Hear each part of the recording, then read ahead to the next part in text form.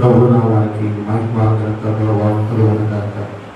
హల్లెలూయా, హల్లెలూయా.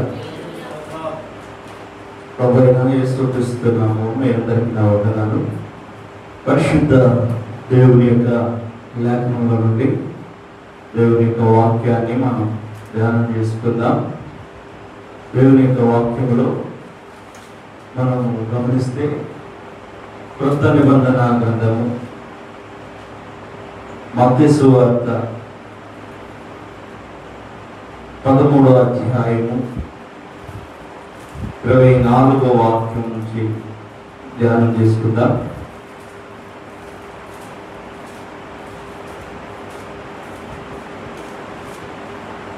ఆయన మరి ఉపమానం వారితో చెప్పాను, ఏమనగా పరలోక రాజ్యం తన పొలములో మంచి విత్తనము విత్తిన ఒక మనిషిని పోలి ఉన్నది. మనుషులు నిద్రించుండగా తన శత్రువు వచ్చి గోధుమల మధ్యన గురుగులు విత్తిపోయాను. మొలకలు పెరిగి గింజ పట్టినప్పుడు గురుగులు కూడా అగపడను. అప్పుడు ఇంటి యజమాను దాసుని యొద్దకు వచ్చి, అయ్యా, నీవు నీ పొలములో మంచి విత్తనము విత్తితివి కదా, అందులో గురుగులు ఎక్కడి నుండి వచ్చిందని అడిగి, ఇది శత్రువు చేసిన పని అని అతడు వారితో చెప్పగా, ఆ దాసుడు మేము వెళ్ళి వాటిని పెరికి కూర్చుటానికి ఇష్టమా అని అతను అడిగింది. అందుకు అతడు, వద్దు, పురుగులను పెరుగుచుండగా వాటితో కూడా ఒకవేళ గోధుమలను పెళ్ళగిద్దుడు. కోతకాలం వరకు రెండింటిని కలిసి ఎదగనీయుడి. కోతకాలము గురుగులను ముందుగా కూర్చి వాటిని కాల్చివేటి కట్టలు కట్టి గోధుమలను ఆ కొట్టలో చేర్చి పెట్టడని కోతకాలతో చెప్పడం. ప్రియులారా, చదువుబడిన దేవుని వాక్యము పరలోక రాజ్యం గురించి ప్రభువైన యేసుక్రీస్తు వారు ఉపమానరీతిగా తన శిష్యులకు తెలియజేస్తూ ఉన్నారు. ఈనాటి రాజ్యములో, భూ సంబంధమైన లోకములో మనుషుడు దేని కొరకు ప్రయాసపడుతున్నారంటే వారి యొక్క కుటుంబ క్షేమముల కొరకు, కుటుంబ ఐశ్వర్యం కొరకు, కుటుంబ ఉన్నతమైన జీవితాల కొరకు, వారు గొప్ప పేరు ప్రఖ్యాతి కలిగిన వారిని పిలిపించే వరకు ప్రయత్నం చేస్తూ ఉన్నారు. ప్రియులరా, మనం చూస్తూ ఉన్నట్లయితే మానవుడికి దేవునితో నడిచే ఆలోచన కన్నా, దేవునితో నిలబడే ఆలోచన కన్నా లోక సంపద మీద ఆశ, ఆలోచన ఎక్కువ. భక్తి ఎప్పుడు కనపరుస్తుందంటే కొందరేమో వారు కలిగిన ఆస్తిలో ఏదో దేవునికి నామకార్థంగా కనపడి ఉంచడం వరకు ఒక రోజు నియమించుకొని ఆ రోజున వెళ్ళి కుటుంబ సమేతంగా దేవుని దగ్గర వరకు ఒక మొక్కుబడి చెల్లించుకొని వచ్చేస్తూ ఉంటారు. కొందరేమో కొన్ని సందర్భాలు బట్టి దేవుని దగ్గర మొక్కుకుంటూ ఉంటారు. మొక్కుకుంటూ మంచిదే, కానీ దేవుని సన్నిధిలో నిలిచి ఉండుట, దేవునితో నడుచుట కావాలి. అయితే యేసు ప్రభువు శరీరరీతిగా ఉన్న సమయంలో ఆయన చెప్తున్న మాట పరలోక రాజ్యం గురించి బోధిస్తూ ఉన్నాడు. ఆ పరలోక రాజ్యం ఎలాగుందంటే రెండు విధాలుగా ప్రభు చెబుతున్నాడు. ఏం చెబుతూ ఉన్నాడు చూడండి. ఆయన మరి ఒక ఉపమానం వారితో చెప్పాను, ఏమనగా పరలోక రాజ్యము తన పొలములో మంచి విత్తనం ఎత్తిన ఒక మనుషుని పోలి స్తోత్రం కలుగునుగాక. పరలోక రాజ్యం ఎలా ఉందంట చెప్పాలి. పరలోక రాజ్యం ఎలా ఉంది? తన పొలములో మంచి విత్తనం ఎత్తిన ఒక మనుషుడు. ఇప్పుడు మనమంతా ఉన్నాం. మీకు ఒక ఎకరం, మనిషికి ఒక ఎకరం ఉంది, మనిషికి ఒక ఎకరం పొలం ఉంది. ఈ ఎకరం పొలంలో మీరు తీసుకొచ్చి ఆ గురుగులు నాటుకుంటారు. చెప్పండి, మంచి విత్తనం నాటుతారా, చెడ్డ విత్తనం నాటుకుంటారా? ఎందుకు మంచి విత్తనాన్ని నాటుతారు? మనకున్న ఎకరం పొలంలో మంచి విత్తనం ఎందుకు నాటుకుంటామంటే మన కుటుంబానికి ఆహారముగా, ఆహార పదార్థం కొరకు, రెండవదిగా దాని మీద కలిగిన సంపదను బట్టి కుటుంబాన్ని పోషించే కొరకు మంచి విత్తనమే నాటుకుంటాం కదా. చెడిపోయిన విత్తనం నాటుదామా? మంచి విత్తనాన్ని నాటుకుంటారు. మంచి విత్తనం నాటి ఆ మంచి విత్తనం కొరకు ఆ పొల యజమాని చేస్తుంటే రాత్రి పగలని తేడా లేకుండా కష్టపడుతూ ఉంటాడు. ఆ పొలము నాటిన కాడి నుంచి, నాటు వేయబడిన దగ్గర నుంచి యజమాని చేస్తుంటే 4 దిక్కుల పొలంలో గమనించుకుంటూ ఉంటాడు.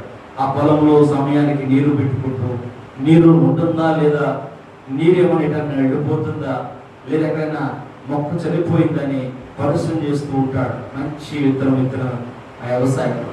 కాబట్టి అంటే విత్తబడిన విత్తనము బ్రతకాలని ప్రతి వ్యవసాయకుడు కూడా కోరుకుంటూ ఉంటాడు. ప్రతి వ్యవసాయకుడు కూడా ఎప్పుడు సంతోషిస్తూ ఉంటాడంటే, తను ఎప్పుడైతే ఇచ్చిన విత్తనము మొక్కగా మారిందో, అది మొక్క మొలుస్తున్నప్పుడు హృదయంలో బయటికి కనపడకపోయిన హృదయం ఏం చేస్తుంటుంది? సంతోషిస్తూ ఉంటుంది. సంతోషం ఎక్కడొస్తుందంటే, తను కలిగిన శ్రమను అతడు క్రియారూపంగా చూసినప్పుడు సంతోషం కలిగింది. శ్రమ అంతా ఎప్పుడు మర్చిపోతాడు? అతడు నాటిన విత్తనం ఎప్పుడైతే మొక్కగా వచ్చిందో ఆ మొక్కను చూసి సంతోషపడతాడు. ఇప్పుడు మొక్క వచ్చిన తర్వాత నిద్రపోతాడా, ఇంకా మేలుకొని ఉంటాడా? ఇంకా జాగ్రత్త, ఇంకాస్త జాగ్రత్త, ఇంకాస్త జాగ్రత్త. కారణం ఏంటంటే, ఆ మొక్కను ఏ పశువులు కానీ, ఏ మేకలు కానీ, ఏ గొర్రె మంద కానీ తినివేయకుండా, దొంగ వచ్చి దాన్ని పెళ్ళగించకుండా కాపాడే బాధ్యత తీసుకుంటాడు. అతడు ఆ మొక్క ఎదుగుడు కొరకు తగు సమయంలో నీరు పెట్టాలి, తగు సమయంలో మందు వేయాలి, కోత సమయం వరకు జాగ్రత్తగా కాపాడుకోవాలి, పట్ట వచ్చినప్పుడు కాపాడుకోవాలి, ఆ పట్ట వీడిన తర్వాత కాపాడుకోవాలి, వెన్నె మీద ఉన్నప్పుడు కాపాడుకోవాలి, అలాగే ఆ ఎండిపోయే సమయం వచ్చినప్పుడు నేల పడిపోకుండా కంకిని కాపాడుకోవాలి. ఇంత బాధ్యత ఉంది వ్యవసాయకుడికి. అయితే ప్రియులరా, ఇలాగనే ఒక వ్యవసాయకుడు తన పొలంలో మంచి విత్తనమును నాటాడంట. నాటితే మధ్యలో ఈ పనివారికి చెప్పాడు దేవుడు. పనివారు వెళ్ళి ఆ వ్యవసాయకుని అడుగుతున్నారయ్యా, నువ్వు మొదటిగా మంచి విత్తనమే విత్తావయ్యా. విత్తాడంట, మొదటిగా మంచి విత్తనమే విత్తావయ్యా, కానీ ఇప్పుడు ఏం కనపడుతుంది? అందులో గోధుమలు ఎక్కడి నుండి, గోధుమల మధ్యలో పురుగులు ఎక్కడి నుండి వచ్చినవని అడిగే. స్తోత్రం కలుగుగాక. హల్లెలూయా. ఇక్కడ యజమానుడు అడుగుతున్నాడు. యజమానుడేమో ప్రభు అయిన యేసుక్రీస్తు, పొలమేమో పరలోక రాజ్యం, విత్తనమేమో మన జీవితం. స్తోత్రం చెప్పండి గట్టిగా. హల్లెలూయా, హల్లెలూయా. ప్రభు అయిన యేసుక్రీస్తులో మనము ఒక మంచి గోధుమ గింజగా విత్తబడ్డాం. పరలోక రాజ్యములో యేసు ప్రభు అనే తోటలో, యేసు ప్రభు అనే పొలంలో మనం విత్తనంగా విత్తబడ్డాం. ఆ విత్తనం పేరు గోధుమ. అయితే ప్రియదేవుని బిడ్డలారా, ఈ విత్తనం విత్తినప్పుడు ఎవరు లేరు, మరొక విత్తనం లేదు. ఏ విత్తనం లేదు? గురుకులు లేవు. స్తోత్రం చెప్తారా? హల్లెలూయా. ఏం లేవు? గురుకులు లేవు. చూడండి, అక్కడ ఉంది, మనుషులు నిద్రించుచుండగా అక్కడ శత్రువు వచ్చి గోధుమల మధ్యను గురుగులను విట్టిపోయేను. స్తోత్రం కలుగుగాక. హల్లెలూయా. ఎప్పుడంట? మనుషులు నిద్రించుచుండగా, ఆత్మస్థితిలో మేలుకొని ప్రార్థన చేయకపోతే,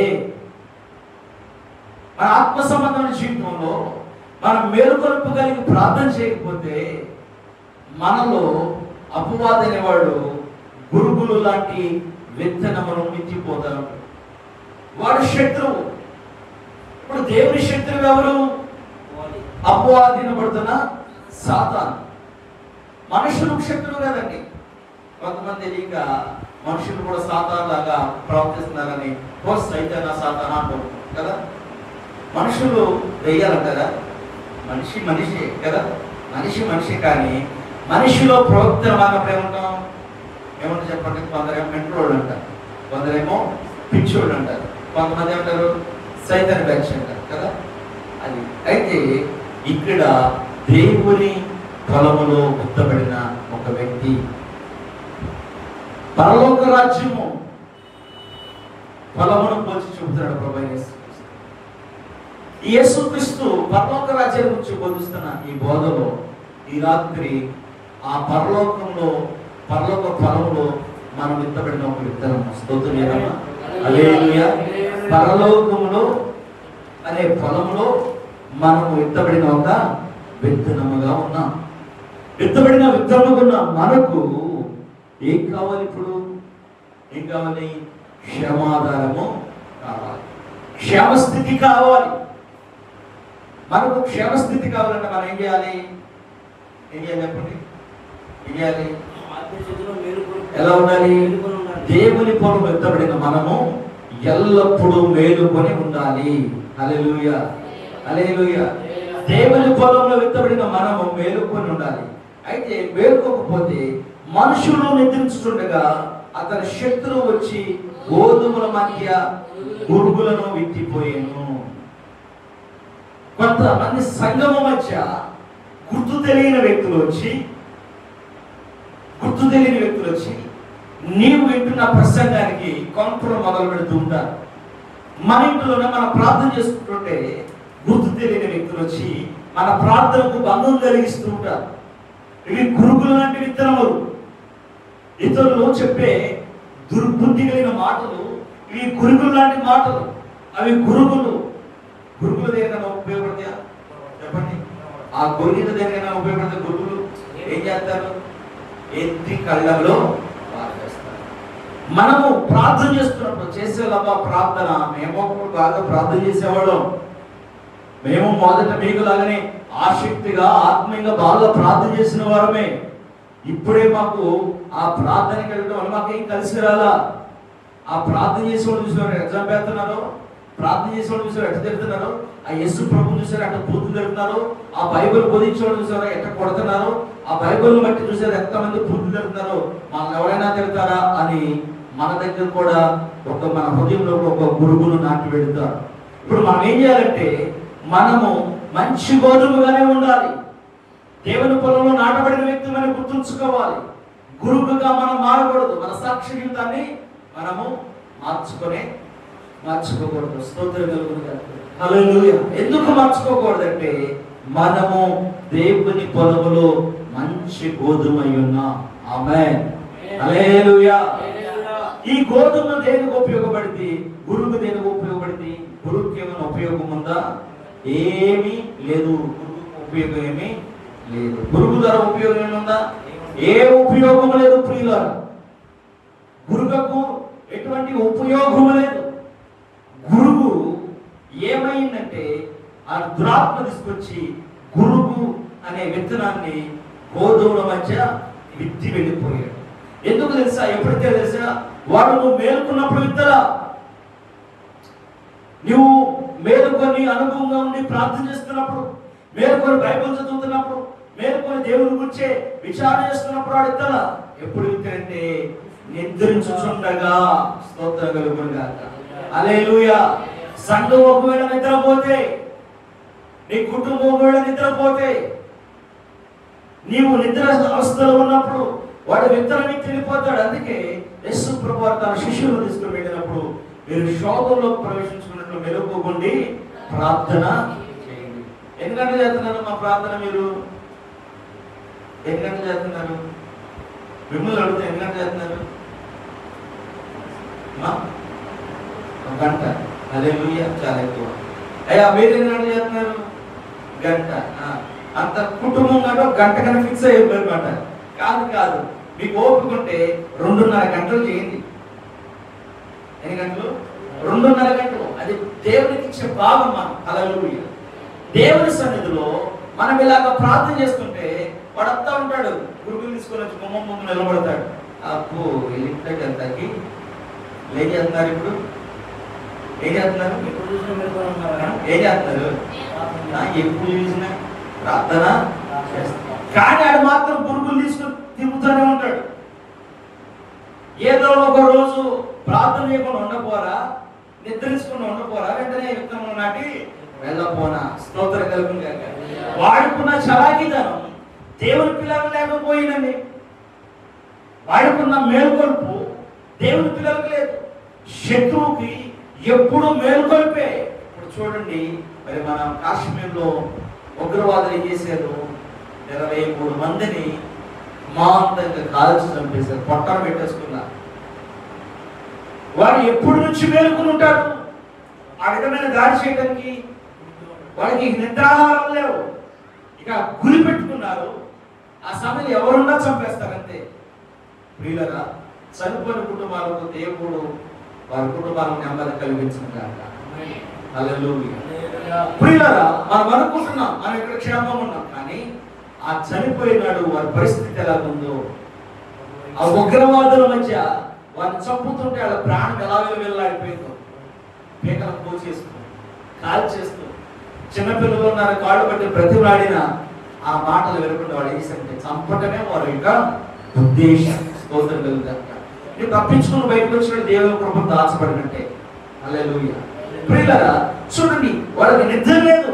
వాళ్ళు పెట్టుకుని గురిందంటే చంపాలి, ఆ ప్రదేశంలో మేము అలజడి సృష్టించాలి, మనకి అక్కడికి ఎవడు రాకూడదు. వాడు గెలిచాడా? వాడు గెలిచాడు. ఎందుకంటే వాడు మేలుకొని ఉన్నాడు కాబట్టి, వాడు మెలుపుగా ఉన్నాడు కాబట్టి.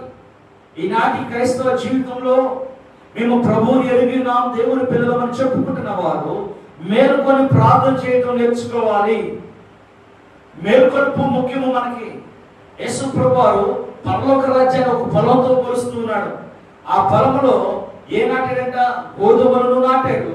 అయితే శత్రువు వచ్చి చేసాడు ఆ పొలంలో. ఆ పొలంలో ఏ నాటాడు? తన శత్రువు వచ్చి గోధుమల మధ్యన గురుగులు ఎత్తిపోయాను. మొలకలు పెరిగి గింజపడినప్పుడు గురుగులు కూడా అలపడి. ఎవరు కనపడి? చెప్పండి, ఎవరు కనపడి? కాపలాదారులు కనపడిని, యజమాని కాదు. ఆ పొలం దగ్గర యజమాని కాపలాదారులు పెట్టుకున్నాడు, పనివారిని పెట్టాడు. అయితే పనుడు ఏం చేశాడు?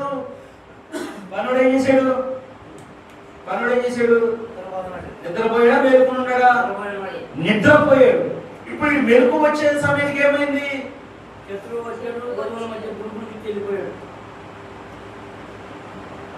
మేలుకు నిద్ర లేచే సమయం అయిపోయింది. నిద్ర లేచి చూసే సమయానికి ఏమైంది? మొలకలు మొలసినాయి. మొలకలతో పాటు గురుగులు కూడా మొలసినాయి. ఇప్పుడు ఆయస్పై బోధనుకున్నాడు. అయ్యా యజమానుడా, చిన్న కబురయ్యా, ఏంటి నాన్న? మరి శత్రువు వచ్చి మీ పొలంలో గురుగులు కూడా నాటి పోయాడు. గురుగులు కూడా గోధుమల పాటు మొలుస్తూ ఉన్నాయి. మీరు కనుక మాకు ఆజ్ఞాపిస్తే మేము ఇప్పుడు అంటే ఏం చేస్తాం? గురుగులను పెరిగి వేస్తాం. అసలు దేవుడు చెప్పింది ఏంటి నీకు?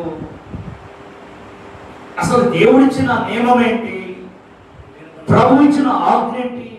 మీరు మేలుకొని ఉంటే శత్రువు వచ్చి మీ పొలంలో గురుగులు నాటాడు కదా, అవునా కదా? ఆయన గురుగులు నాటుతాడా? నాటనిస్తాడా?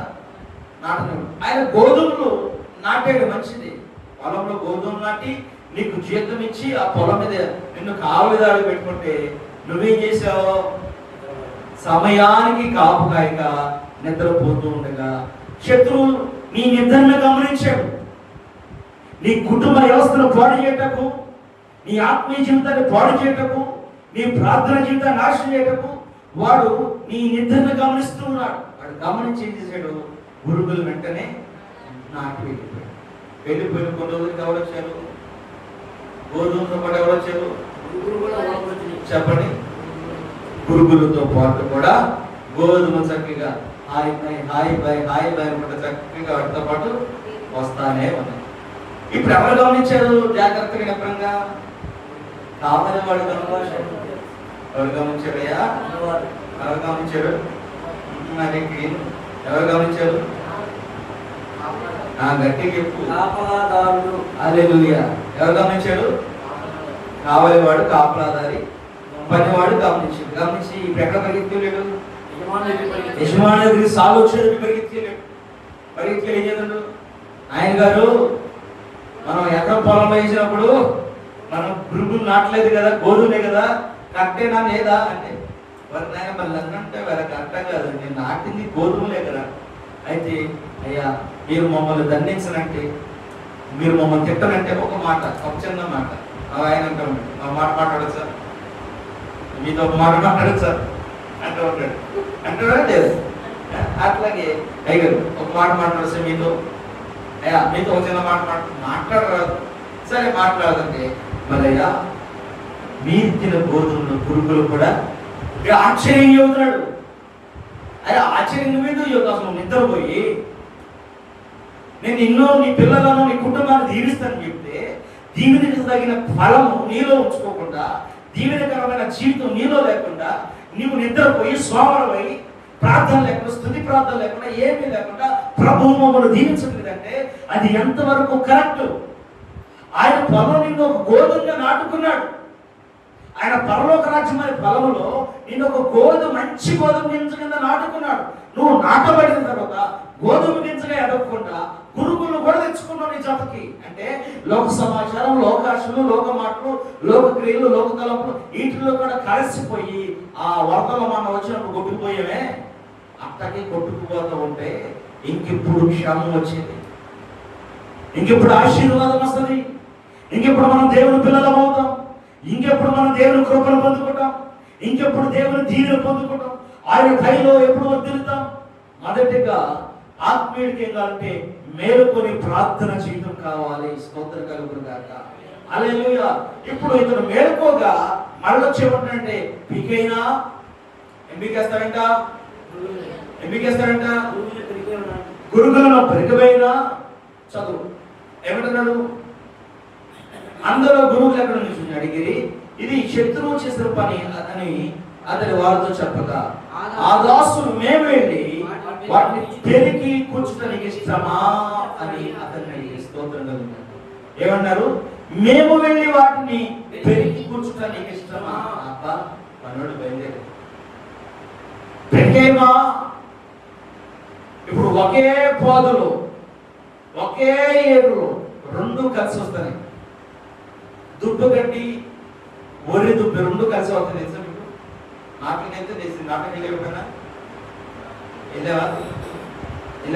పొలం ఒరి దుబ్బేసినప్పుడు చూసావా? తెలియదు. కోతకి వెళ్ళావా? కోతలో రెండు కలిసి ఉంటే చూసావా? గోధుమలు లాగా వరి గంతులతో పాటు గురుగులు కూడా ఉంటాయి, గురుగింజలు కూడా ఉంటాయి. ఈ రెండు ఎక్కడ ఉంటాయంటే ఒకే పాదులో ఉంటాయి, ఒకే దుబ్బులో కలిసి వస్తాయి. గట్టికెళ్ళినట్టు ఆ వరి పొలాల్లో ఆ చెట్ట దుబ్బంతా ఏరు పోసుకుంటారు గేదెలు.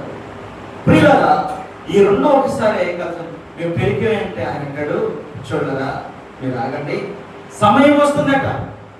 ఏ సమయము? కోతకాలం వరకు మీరు ఆగండి. ఎప్పటి వరకు? కోతకాలం వరకు రెండింటిని కలిసి ఎదగనండి. హల్లెలూయా. చెప్పండి, ఒకటి తెలుస్తుంది చెప్పండి. ఇప్పుడు మీకు ఉన్నది అదే. ఏం చెప్పాడు ప్రభు? కోతకాలం ఒకటి వస్తుంది, రెండింటిని కలిసి ఎదగనేది. అప్పు ఇప్పుడు పాపంతో పాటు దేవుడు కూడా ఎదగాలన్నమాట. దేవుడు దేవుడే, పాపం పాపమే. అరే మీరు ఎదగనేది రావాలని నేను చూసుకుంటా. స్తోత్రం కలుగును గాక. ఎవరు చూసుకుంటారట? ప్రభు చూసుకుంటాడట. అవునా? హల్లెలూయా. మనం ఎలా అనుకుంటారు? తెల్ల చీర కట్టుకుని, తెల్ల బట్టలు వేసుకుని, అబ్బో పరిశుద్ధులు అండి. అసలు సంకన బైబిల్ పెడితే ఇంకంత పరిశుద్ధులు కనపడ్డ భూమి మీద చెప్పరు కదా. తెల్ల బట్టలు వేసుకుని అంతా ఉంటే వీళ్ళంతా గొప్ప పరిశుద్ధులు కనపడండి. కనపడ్డాం ఎట్లా? నేను పెద్ద పరిశుద్ధిని, సంఘప్రదని, కుటుంబంలో నేను యజమాని అంతే ఎరగిపోతూ ఉంటాడు. ఓరు నాయన, నీ బతుకుతో పాటు నీలో ఒకటి పెరుగుతుంది. ఆత్మీయస్థితిలో నువ్వు చచ్చిన వాడి సంగతి నీకు తెలియదు. ప్రార్థన జీవితంలో నువ్వు చచ్చిన వాడి సంగతి నీకు తెలియదు. యేసు క్రీస్తు అనే పరలోకపు రాజ్యపు ఫలములో మంచి గోధుమలు నాటబడిన నీలో భూలోక సంబంధమైన అపవాది అనే గురువు అనే విత్తనము నీలో నాటబడింది. ఆ సంగతి నీకు తెలియదు. కానీ నువ్వేమనుకుంటుంటే నేను పరిశుద్ధుడని, నేను పరిశుద్ధులను. ఎక్కడ నీ పరిశుద్ధత? నీ కొరకు విజ్ఞాపన చేసే వ్యక్తికి, దైవజనుడికి, నీ కొరకు కావలి కాసే కాపురికి, నాయకుడుకు దేవుడు చెప్పాడు, రే వాడు లోకంలో పడిపోయాడు బాబు, వెళ్ళొస్తావా? ఆయనకు ముందే దేవుడు చెప్పాడు, దర్శనంలో చెప్పాడు. చూసి మేము అయ్యా మీరు ఇట్లా బతుకుతున్నారంటే అయ్యా మరి ఏంటి పరిస్థితి అంటే, నువ్వు 10 సంవత్సరం తర్వాత నాకు వచ్చింది. ఇప్పుడు 10 ఉండదా? ముదిరిపోయింది ఏడు, అది లేకపోయేది కాదుగా, పీకి అవుతుందా? అవసరమైతే గుడైనా అమ్మా మణిగారు అవసరమైతే మందిరమైనా మానేస్తాం, కానీ జీవితాన్ని మాత్రం మార్చుకుంటామా? చెప్పండి. మార్పు రాదు. ఎందుకు మార్పు రాదంటే అవి దైవందనేవి కానీ మన జీవితంలో ప్రార్థన ఉండాలి, మన జీవితంలో మెలుగు ఉండాలి, మన జీవితంలో మన గోధుమ గింజ దగ్గర గురువు చేరుతుందేమో గమనించుకోవాలి. పరలోక రాజ్యానికి నేను వెళ్లకుండా అనేకమైన ఆటంకాలు నన్ను ఆవరిస్తున్నాయేమో నువ్వు గమనించాలి. గమనము లేని ప్రజల మధ్య బ్రతుకుచు వాక్యాన్ని విడిచిపెట్టి వాక్యం లేని జీవితంగా ఎండిపోతే ఉపయోగం ఉందా? ఆయన అంటున్నాడు ఎదగనివ్వండి అని. ఏమంటున్నాడు? కోతకాలం వరకు రెండింటిని కలిసి ఎదగనీయండి. కోతకాలం ఎప్పుడుంది? ఓ మానవా, దేవుడు బిడ్డలారా, వాక్యం తెలిసిన క్రైస్తవుడా, క్రీస్తు యేసును ఎదిగిన వాడా, కోతకాలం ఎప్పుడుంది? అది తీర్పు కాలం. హల్లెలూయా. తీర్పు వరకు కలిసే రాలేవు. అయితే అప్పుడు ఏమైంది? కోతకాలం మందు గురుగులను ముందుగా కూర్చి వాటిని కాల్చివేయటకు కట్టలు కట్టి స్తోత్రం కలుగునుగా. ఏం చేశాడు? కోతకాలం మందు గురుగులను ముందుగా కూర్చి. కోతకాలం వచ్చేసింది. ఇప్పుడు కోత కోసిన తర్వాత ఎవరిని చేయాలి? గోధుమలను గురుగులను వేరు చేయాలి. వేరు చేసి ముందేం చెబుతున్నాడు? ముందు ఎవరిని చేయాలి? గురుగులను ముందుగా కూర్చి వాటిని కాల్చివేయటకు కట్టలు కట్టి. స్తోత్రం కలుగునుగాక. హల్లెలూయా. ఏం చెబుతున్నాడు? ప్రభు అయిన యేసుక్రీస్తు వారు ముందుగా ఎవరిని? ముందుగా గురుగులను, అంటే ఆత్మ సంబంధంలో చచ్చిపోయిన వారిని, దేవుని నామం ఎరిగి ఎరగట్టు బ్రతికిన వారిని కడదాకా రానిచ్చాడు. పరలోక రాజ్యం వరకు రానిచ్చాడు. పరలోక రాజ్యపు గుమ్మం వద్దకు రానిచ్చాడు. తీర్పు తీర్చే ముందు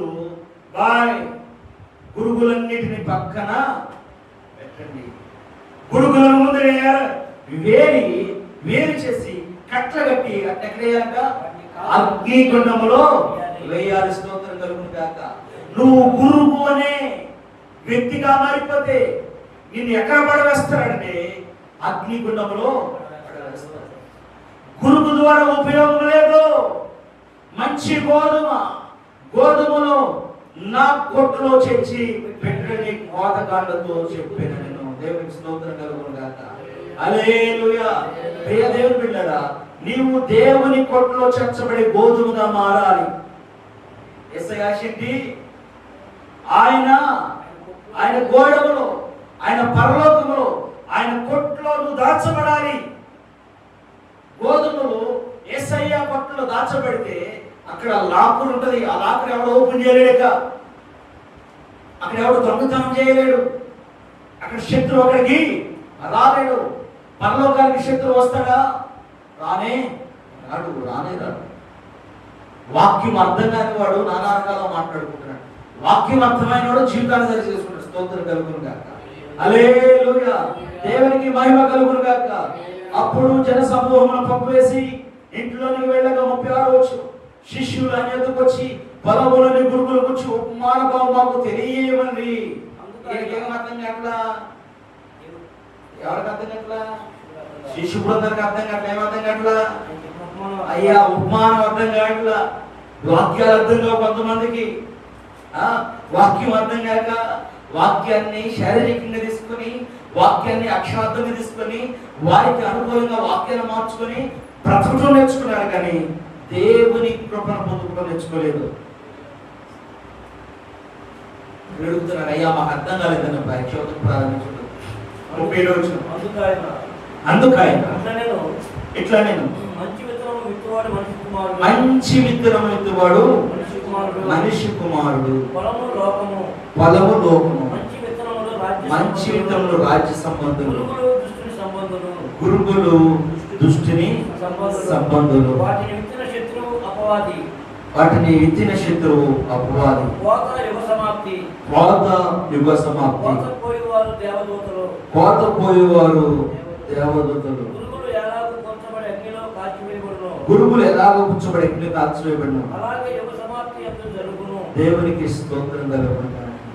ఎవరిని అలా చదివితే మంచి విత్తనం విత్తువాడు మనిషి కుమారుడు ప్రభువైన యేసుక్రీస్తు.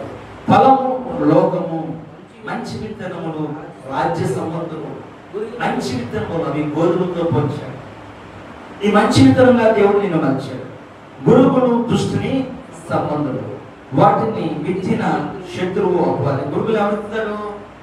ఓర్పు లేని అపవాది సాతానే చేసి ప్రార్థన చాలులే. అమ్మాయి ఎందుకు వెళ్ళావు?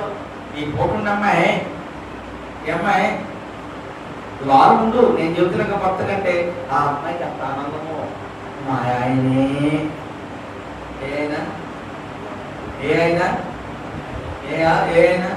మా ఆయన గారే. ఓ ఇక్కడ రాగం పెరిగిందంట, కాలం ప్రసాద్ చేయబడిందంట. మా ఆయన గారే మానేమన్నారు గారండి. ఎందుకు మా ఆయన గారు అడగండి. ఎవరు అడగారంట? అయ్యగారు సమాధానం ఏ సమాధానం చెప్తారు? ఇక ఏ సమాధానం? మా మీద ఎటువంటి నేరము లేదయ్యా. మా ఆయన గారు అంటే ఈయనకి పిచ్చిపోయి అంటే రాష్ట్రం ప్రసంగం నడుకుంటున్నారు. మీరు తెలీదు తెలుసా? పెడితే పీకం దాకా పెడతారు, పెడితే ఏదో వందల అట్లా మా బతుకు అన్ని బాగున్నాయి. మా అయ్యగారు ఎక్కడుంటాడు? ఇక్కడ ఉంటాడు. ఏం బాగాలేదు మా అయ్యగారు ఎక్కడుంటాడు? కాళ్ళ కింద. అలా కాదు, నిజం చెప్తున్నాను. అనక అన్ని బాగుంటే అయ్యగారు ఎక్కడుంటాడు? నేను చెప్పానా? అదే ఇప్పుడు మనం ఒత్తు పెట్టుకోకూడదు. ప్రార్థన విషయంలో గురువు నీకు విత్తిపోతాడు, అపవాది శత్రువు చేస్తాడట. విత్తినవాడు శత్రువు అపవాది. అక్కడ ఉంటుంది, వాటిని విత్తిన శత్రువు అపవాది. దాని పేరేంటి? పుట్టినోట్లో ఉంది. శత్రువు పేరేంటి? సాతాను. స్తోత్రం కలుగుతుంది. కోత యుగ సమాప్తి, కోత పోయేవారు దేవదూతలు. కోత ఏంటంట? యుగ సమాప్తి, ఇక అంతము. అంతము ఏమైపోతుంది? ఇక అంతమైపోతుంది. కోత పోయేవారు ఎవరు? దేవదూతలు. మంచి వాళ్ళందరినీ దేవదూతలు ఏం చేస్తారుగా? గ్రేడ్ చేస్తారు కదా, గ్రేడింగ్ చేస్తారు. గ్రేడ్ చేసుకొని తనకు కావలసిన వాళ్ళందరినీ పరలోక రాజ్యానికి దేవుడు తన దూతల ద్వారా తీసుకొని వెళ్తారు. ప్రియ దేవుని పిల్లలారా, మీరు ఒక్క విషయం మీరు గమనిస్తే, మీరు గురుగులుగా ఉన్నారా, గోధుమలుగా ఉన్నారా? గురుగు వంటి జీవితం అయితే సరిదిద్దుకోండి, సరి చేసుకోండి, ప్రార్థన చేసుకోండి. అదే గోధుమ వంటి జీవితం అంటే స్తుతించండి, కీర్తన పడండి, వాక్యం చదవండి, ప్రార్థన చేయండి. దేవుడి మాటలు అన్నిటిలో దీవించుకుంటాక ఆమె.